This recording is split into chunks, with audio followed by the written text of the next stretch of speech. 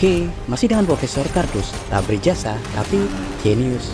Ya, pada edisi 11 Januari 2014, jurnal ilmiah Nature, Inggris, menerbitkan sebuah artikel yang dilaporkan oleh 3 orang ilmuwan dari Departemen Kimia, Laboratorium Nasional Brookhaven, Amerika Serikat, yakni Zhenhua Shi, kemudian Erwei Huang, dan Zhonghua Chen, bahwa para ilmuwan tersebut telah menemukan teknik revolusioner untuk mengubah kontaminan atmosfer penyebab utama pemanasan global atau gas rumah kaca yang umumnya dihasilkan oleh polusi-polusi pada dunia industri, asap-asap pembakaran, kendaraan berbahan bakar fosil, dan lain-lain, yakni CO2 atau karbon dioksida, untuk dijadikan bahan serat karbon yang merupakan bahan yang memiliki banyak kegunaan dalam segala aspek industri. Hasil eksperimen ini merupakan terobosan yang cukup revolusioner, karena seandainya konsep ini nantinya dapat diaplikasikan dalam skala besar di masa depan, umat manusia akan sangat terbantu. Selain dapat mengurangi emisi zat karbon dioksida yang merusak ozon, kita juga dapat menciptakan produk serat karbon dari bahan limbah secara gratis. Tak hanya itu, sebagai bonus, proses ini kadang-kadang juga dapat menghasilkan gas hidrogen yang kini banyak digunakan sebagai bahan bakar alternatif ramah lingkungan yang tidak menghasilkan emisi apapun. Seperti yang kita tahu, CO2 atau karbon dioksida merupakan masalah utama pada perubahan iklim di bumi.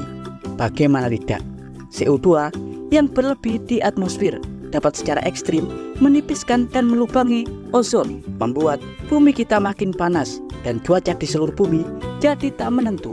Tercatat laporan tahunan Badan Klimatologi Dunia, yakni NOAA atau National Oceanic and Atmospheric Administration, pada 2002 lalu, diketahui rata-rata CO2 yang mencemari atmosfer sekitar 417,06 bagian per juta atau ppm, dengan total sekitar 36,82 miliar ton CO2 yang melayang di atmosfer bumi. Tentunya itu hal yang sangat mengkhawatirkan.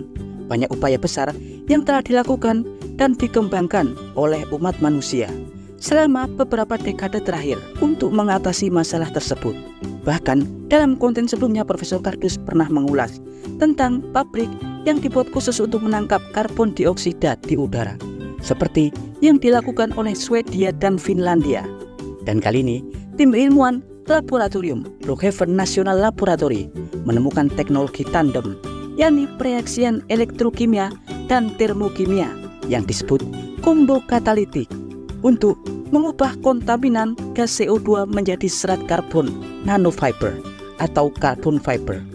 Karbon nanofiber merupakan polimer atau serat sintetik buatan yang dibuat dari struktur grafit atau karbon. Kadang-kadang serat karbon nanofiber bahkan 5 kali lebih kuat dan lebih kaku daripada baja.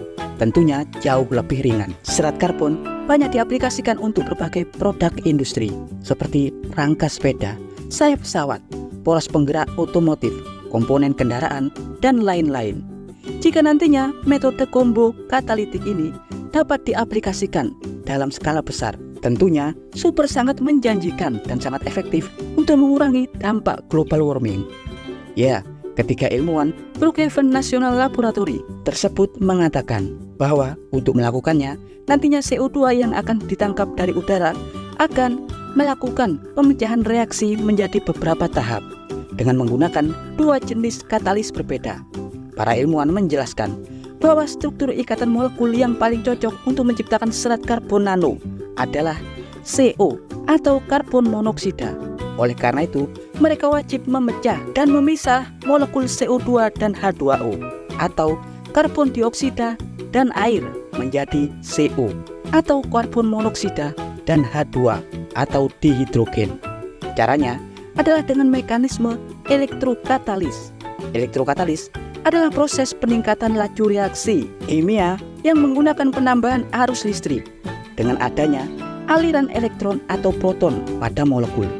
Proses katalis akan memecah CO2 dan H2O menjadi karbon monoksida dan dihidrogen. Elektrokatalisis ini menggunakan paduan logam palladium. Nantinya dalam katalis kehadiran arus listrik akan mempengaruhi logam palladium dan ikatan karbon dioksida menjadi palladium hibrida yang akan menghasilkan H2 dan CO. Setelah itu, tahap yang kedua adalah termokatalis yang memanfaatkan panas yang dihasilkan dari paduan besi dan kobalt. Teknologi ini beroperasi pada suhu 400 hingga 600 derajat Celcius. Hal ini diperlukan untuk mengubah karbon dioksida menjadi CNF atau karbon nanofiber secara langsung. Pemanfaatan ekstra kobalt diketahui dapat menghasilkan serat nanokarbon yang sangat baik. Tapi pada prosesnya, sebenarnya konsep ini cukup rumit. Selain itu, konsep ini masih dalam tahap eksperimental yang hanya dapat menciptakan struktur nanokarbon dalam jumlah minim. Tentunya, untuk mengaplikasikannya dalam skala besar, mesti ada tahapan eksperimental yang lebih panjang. Ya, dan berikut adalah informasi singkat dari Profesor Kardus tentang temuan terbaru para ilmuwan Brookhaven Laboratory untuk memproduksi serat nanokarbon dari kontaminan CO2. Jangan lupa like, subscribe, dan tekan tombol lonceng di channel Profesor Kardus. Tak beri jasa, tapi jenius. Profesor Kardus dari National Laboratory Brookhaven, Amerika Serikat mengabarkan